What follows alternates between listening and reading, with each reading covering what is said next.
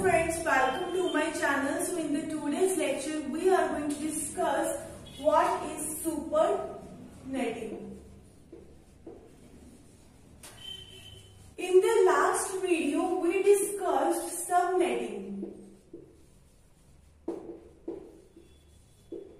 So what actually is the meaning of subnetting? Subnetting means if you want to make maintenance of your network easy, what you have to do, you have to divide your larger network into the small networks so that we can easily maintain any network. So that is actually your subnetting. And supernetting and subnetting both are opposite of each other. Okay, what supernetting says? Supernetting says if you have many number of sub-networks, combine them to make a one big larger network. So it is supernetting is exactly opposite of subnetting. It says combine many networks to form a one big larger network. Okay, so let me give you example. In the subnetting we discussed that we have a 15 students in a class, and the 5 students of that class are actually fun loving. The 5 students of a class are studious, and 5 students of that class are involved in activities. Okay, so we have 3 groups of each group is of size 5. Total number of students in class is 15 and we have 3 groups. Okay. So all these 3 groups are really independent. One group has not very much relation with the other group. They all are independent. Okay. They all are independent. There is no relation between these 3 groups. Okay. That is actually your subnetting. But what is supernetting? So all these are 3 different groups of a class. But when they have to bunk a class, what they do? All these 3 groups become one. Okay, all these 3 groups become one union. Okay, they make what? They make unity when they have to bunk a class. So all these 3 groups get combined and make a one group, or you can call it as a unity, so that they can easily bunk a class. Okay, so that is actually example of supernetting. Okay, even if you are studying in a college, we have various departments, CS, CE, CE. Okay, civil engineering and mechanical engineering. So our college is made of many departments. Okay, engineering college is divided into many departments. That is actually your subnetting. But all these departments combined to make your college. That is actually your supernetting. If you don't have these departments, does college exist? No. All these departments combined together to make your college. Okay. So similarly in this example, if students have to bunk a class, all these 3 groups get combined to make a union and they bunk a class. Okay. So now let me give you one example of it.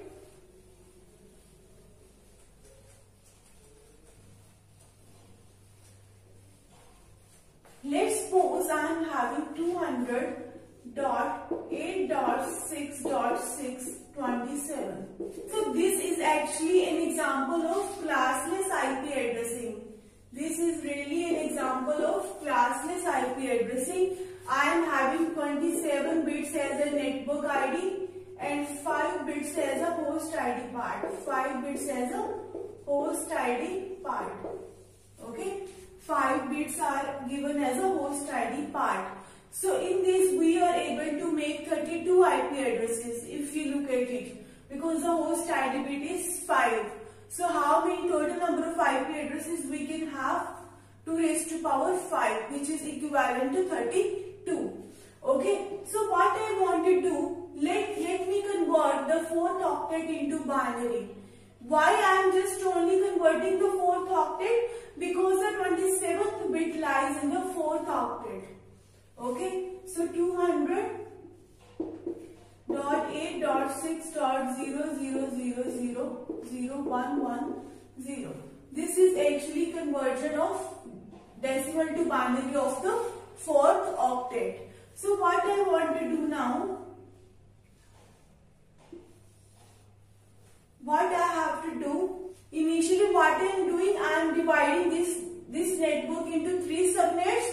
Then we will combine all the subnets to form a super network. Firstly, I am dividing it into the 3 subnetworks. Okay, so 200. Firstly, I am going to divide into 2 networks. Okay, firstly what I am going to do, I am going to divide into 2 subnetworks like this. So firstly, I need 3 subnetworks, but initially I divided my network into 2 subnetworks. So 200.8.6.000. This is actually your 27 bits. What I have to do now, I have to take 1 bit from the host ID. Why I am taking bit from the host ID? Because I have to reduce the number of host bit. In each subnetwork, I have to reduce the total number of hosts. Okay, because we are dividing our network into 2 subnetworks. So each subnetwork is having less number of hosts. So 0, I am taking this bit, okay, the 4th bit of the 4th octet, and 0, 1, 1, 0. 200.8.6.000, okay, 1, 0, 1, 1, 0. Okay, so now what we have done, these 28 bits, initially we had 27 bits as a network ID, but now what we have done, we have divided our network into 2 subnetworks. So now the 28 bits are going to be your network ID. 28 bits are going to be your network ID. The network ID part always remain fixed. You don't change it to zeros or 1. It always remain fixed. Okay. So these 4 bits are actually going to be your host ID part. Similarly, in this we have 28 bits network ID and 4 bits as a host ID part. So what I have to do next, I have to further divide this network into 2 subnetworks. Okay, I am going to divide this network into 2 subnetworks. So what I will be doing, 200.8.6.0001. Okay, this is a fixed thing. So you can't change it. I am writing it here as it is. This bit, okay, this 0 bit, the next bit of the network ID. I have to divide my network into 2 subnetworks. So I have to take 1 bit, okay, to divide for the division of one network into 2 subnetworks. So 0, I am taking it here as 1, 1, 1, 0. So now if you look at, we have 29 bits as a network ID. 29 bits as a network ID. Similarly, in this we also have a 29 bits network ID, and 3 bits are going to be your host ID part. Okay, 29 bits are going to be your network ID, and 3 bits are actually your host ID part. So if you look at it, this IP address, this is the first subnetwork, this is the second, and this is the third subnetwork. So what we are doing, we are dividing this network into 3 sub-networks. Then later what we will be doing, we will be combining these 3 networks to form a super network. Okay, so let me find the range of all these 3 sub-networks. Then we will be combining all these 3 networks to make a big network. So what is the network ID of the first subnetwork? 200.8.6.00.0. Put all zeros in the host ID part. If we have to get the network ID of any IP address, what we do? We put all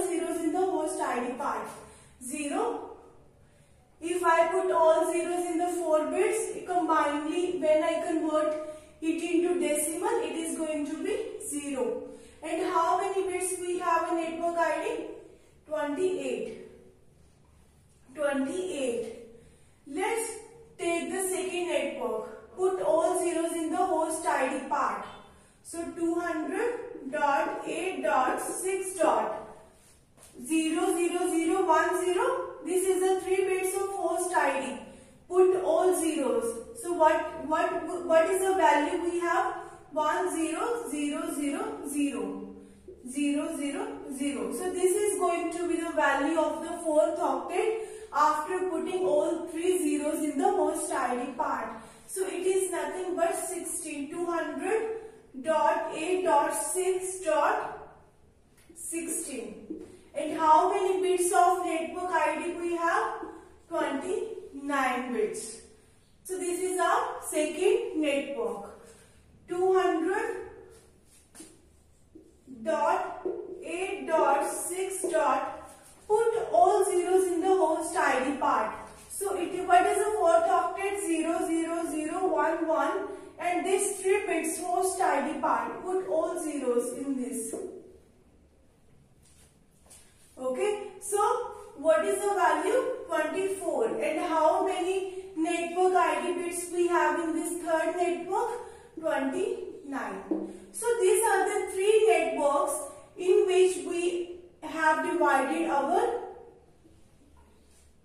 this network. This is actually a IP address. We have divided a one network into these 3 sub-networks. Now what we will be doing, we will be combining these 3 networks to form a one big network by using some of the rules. Okay.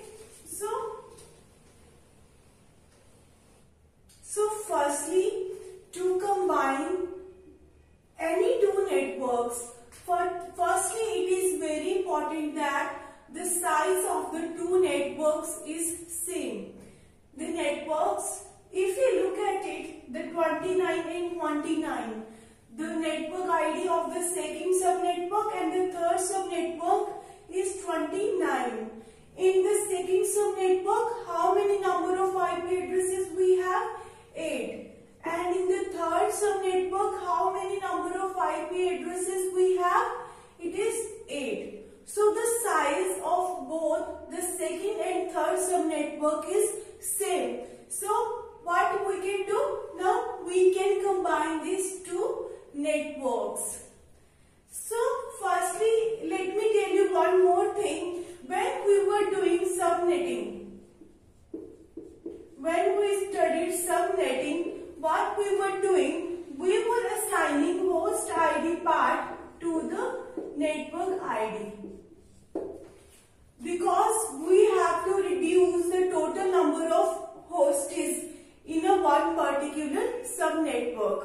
But the second subnetwork has 8 IP addresses and the third subnetwork has 8 IP addresses. When you will be combining both these networks, the total number of IP addresses or hosts are going to be increased. So in supernetting, what we do, the network ID bits are given to the host ID bit. Because we have to increase the total number of IP addresses in a one single network after combining these 2 networks. So when we are combining the second and third subnetwork, what is going to be the new network or the super network out of these 2 networks? 200.8.6. And one more thing to understand is the networks which you are combining, all the number of IP addresses should be in a sequence. So 16, the range of this IP addresses is from 16 to 23, and the range of the third subnetwork is from 24 to 31. So all these IP addresses are actually in a sequence from 16 to 31. So all these IP addresses are in sequence and they both have the same size. Then we can combine these 2 network. So let's take the first IP address of this network, this combined network, which is actually 16. And now how many bits of network ID we have? 28. Because in this case the total number of IP addresses has been increased, so we are going to decrease the network ID 1 bit and giving that bit to the host ID part. So this is going to be the network, the super network out of these two networks. Now we have one more network, 200.8.6.0.28. If we look at these two IP addresses, these two networks has the same size. It is having 16 IP addresses. It is having total 16 IP addresses. And both these networks are in a sequence. The first network lies from 0 to 15 and this network lies from 16 to 31. So if we look at all these IP addresses are present in one particular sequence. So what we can do? We can combine these two networks. So to combine two networks, how many bits we need? We need only 1 bit to combine the two networks. If we have to combine 4 networks, how many bits we need? 2 bits. 2 raised to power 2, which is 4. If we have to combine two networks, we need only 1 bit. Okay, it is always 2 raised to power. We always consider it into the 2 raised to power. Okay, so we have two networks. So 2 raised to power 1. We always take the power. If we have 4 networks, 2 raised to power 2. How many bits we need? 2 bits. So let's combine this network. 200.8.6. What is the first IP address of the entire network? The first 0. The first IP address we will be taking. Because the network ID is always the first IP address of the entire network. In this we have a range from 0 to 31. So what is the first IP address? 0.0, and one of the host ID bit, one of the network ID bit we will be giving to the host ID, because now we have increased the total number of IP addresses. It is having 16, it is having 16. After combining, total number of IP addresses would be 32. So we have to give one of the network ID bit to the host ID, 27. So this is our original network. If you look at it, this is not a network ID, it is a IP address. If you would be converting this IP address into network ID, this is actually going to be this network. This IP address actually belongs to this network. So what we completely studied in this video, we divided one particular network into subnetworks, then we combined various subnetworks to form one super network. So thank you so much for watching my video. If you like my video, please like, share and subscribe my channel.